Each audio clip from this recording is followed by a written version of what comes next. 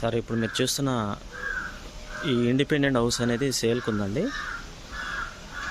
ఈ independent house వచ్చేసి తూర్పు ఫేస్లో ఉంటుందండి. ఈస్ట్ ఫేస్లో ఉన్నటువంటి 160 గజాల్లో కన్స్ట్రక్షన్ చేసినటువంటి ఇండిపెండెంట్ హౌస్ అండి ఇది. సో ఇది ఒక గేటెడ్ కమ్యూనిటీలో ఉంటుందండి. ఇండిపెండెంట్ హౌస్ కాలనీ గేటెడ్ కమ్యూనిటీలో ఉంటుంది. ఎదర్ రోడ్డు వచ్చి 33 అడుగుల రోడ్డు.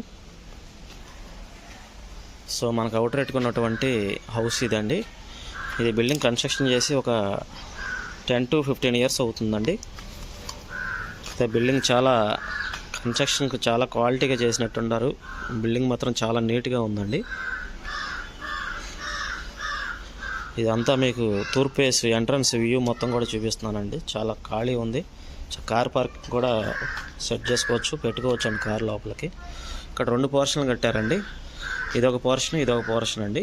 సో ఇక్కడ రెంటల్ పర్పస్ ఇచ్చారు.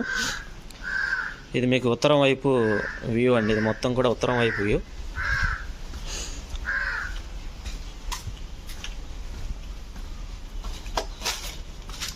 ఇది వచ్చి మీకు పడమర వైపు వ్యూ అండి. ఇదంతా కూడా ఇక్కడ బిల్డింగ్ చుట్టూ కూడా స్పేస్ ఉందండి.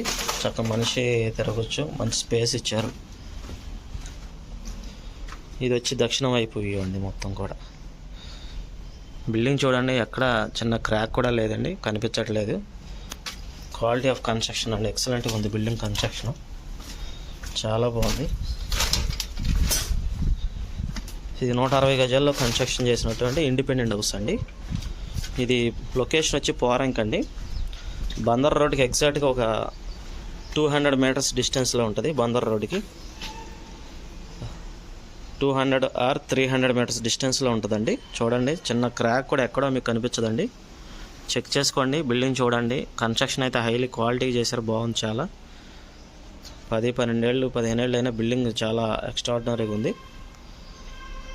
సో ఇది కాలనీలో అంతా అండర్ గ్రౌండ్ డ్రైనేజీ, ఎలక్ట్రిసిటీ అంతా కూడా చాలా నీట్గా ఉందండి, పీస్ఫుల్గా. ఇది మనకు అవుట్ రేట్గా ఉన్నటువంటి బిల్డింగ్ అండి. ఇది బిల్డింగ్ ఓనర్ గారు టోటల్ బిల్డింగ్ కాస్ట్ వచ్చేసి 1,10,00,000 చెప్తున్నారండి. కూర్చొని మాట్లాడుకోవచ్చు. ఇది పైన వ్యూ మొత్తం చూపిస్తున్నా చూడండి. అంతా కూడా హౌసింగ్ కాలనీ అండి. చుట్టూ కూడా హౌసింగ్ కాలనీ ఉంది. చాలా నియర్ బైగా ఉందండి.